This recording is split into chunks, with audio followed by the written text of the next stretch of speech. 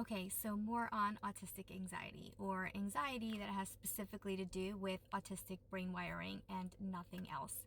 I'm going to give one example in this video and keep it pretty short, but I have more coming. So if this is of interest to you, you should definitely stick around. Okay, so here's an example of how distinct anxiety shows up for me as a level 1 autistic person. The way that my brain reacts to information that it perceives of as incorrect is that it must correct that information. It is not about being right or wrong.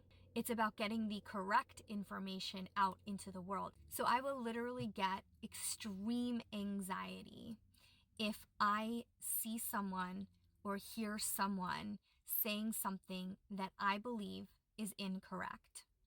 That is my distinct anxiety. That is tied to my autistic brain wiring. The aspect of my autism that is associated with is the restricted repetitive behavior aspect of autism, specifically that focuses on rigidity.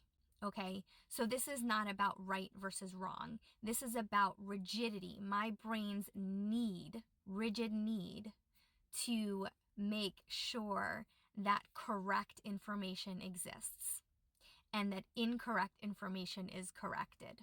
So just the other day, I was having a conversation with my husband, and he said something that did not feel precise to me.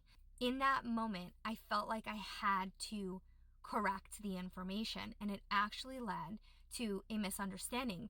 And he took my correction to mean something that it didn't mean, and it actually created a problem for us in that particular moment. And after some moments of both of us taking a little space from the conversation, I went back to him and I said to him, I think we had a misunderstanding.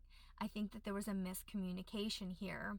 You said a certain thing that my brain felt like it had to correct, and when I did, you took my correction to mean something that it didn't actually mean. And I apologize for feeling like I needed to do that in the moment. And I did actually apologize. You can ask him. Don't ask him.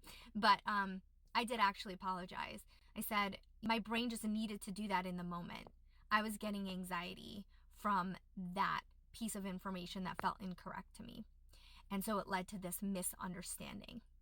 And so we got on the same page after that. But the point is that I had a moment of extreme anxiety where I felt like I had to say something. And this comes up all the time with autistic people when it comes to their rigidity or their black and white thinking. It appears as though we are being argumentative, or it appears as though we are just needing to be right. But really, it's not that.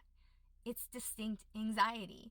It's autistic anxiety, specifically and directly related to autistic brain wiring differences. So that is one of a million examples I have, and I will come back and talk more about different ways my distinct anxiety shows up. But I hope that this example brings it to life a little bit more for some of you as you work through your understanding of distinct anxiety. And I promise to come back and continue talking about this, because to me, this is the underpinning of autistic existence for a lot of us. Now, interestingly, the researchers who did this study did not find distinct anxiety in all autistic people, but it's worth noting that they had a pretty small group of people that they tested. I believe it had 71 autistic participants and 55 typically developing participants is how they refer to them.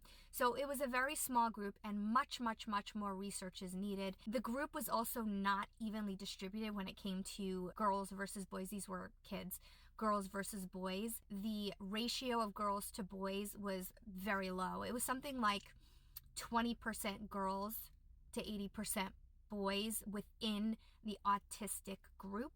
And then within the typically developing group, it was much higher. It was like 40% girls to 60% boys. So all this to say that the research is not perfect. A lot more work needs to be done in this space and is in the process of being done, I believe. But in the meantime, I think this conversation is so important to have. for people who are autistic and are trying to figure out their own brain wiring and trying to understand their own existence, particularly as it relates to anxiety, which is such a huge aspect of autistic existence for a significant number of us. So that's what I got today. It was a little bit rambly, but I hope that you guys found this valuable. Stick around if you're interested in hearing more about the research and hearing more examples from my personal life as a level 1 autistic person. All right, take care, everyone. Bye.